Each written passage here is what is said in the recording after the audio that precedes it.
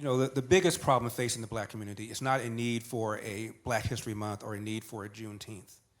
Black people, by the way, have higher self-esteem based on self-esteem tests than white people do, and much higher than Asian Americans do. Black girls feel better about their bodies than white girls do, even though black girls are more likely to be obese than white girls are. So down the line, black boys, black girls, black teens feel more confident about themselves than white people do. So if the idea is to give blacks greater self-esteem, mission accomplished. The real problem facing the black community, by far, is the large number of children who enter the world without a father in the home, married to the mother. Come on. That's right. Nothing else is even close. I know that's ideal. I know people get divorced. I'm just saying the ideal is a father in the home, married to the mother. Back in 1965, 25% of black kids entered the world without a father in the home, married to the mother. Now that number is 70%. Wait, when was it 25%? 1965. And it's how much now? 70% now. Yeah. And I'll talk about why in just a second.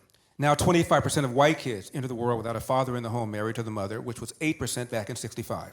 What happened in 1965? Lyndon Johnson launched a so-called war on poverty. And I believe, although a lot of people would disagree with me, I believe he did it with the best of intentions. Since then, we've spent over $22 trillion on poverty programs. What we have done is to incentivize women to marry the government and incentivize men to abandon their financial and moral responsibility. It is the #1 social problem in America by far. Yeah, amen. And the numbers are clear. Even Barack Obama once cited them. If you're raised without a father, you're 5 times more likely to be poor and commit crime, 9 times more likely to drop out of school, and 20 times more likely to end up in jail. Wow. And Obama's first book was called Dreams from My Father, all about what? Not having a father in his life, and about the pain that he felt.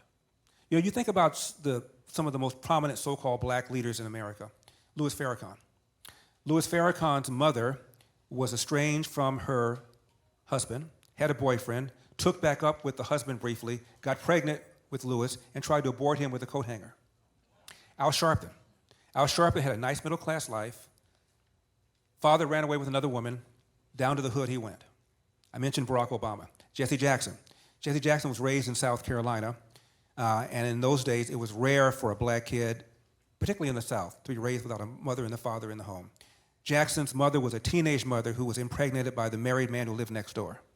And when Jackson grew up, he was taunted. Jesse ain't got no daddy, Jesse ain't got no daddy. So Obama, Jackson, Farrakhan, and Obama, thank you, all grew up without fathers. Yet, what do they talk about?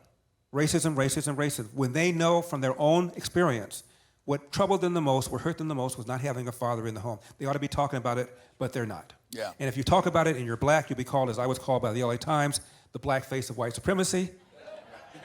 Don't laugh, sir, I worked hard for that title. And if you're white, they'll call you either racist, or they will accuse you of not appreciating the hard job that a lot of single black women have done raising boys and girls on their own.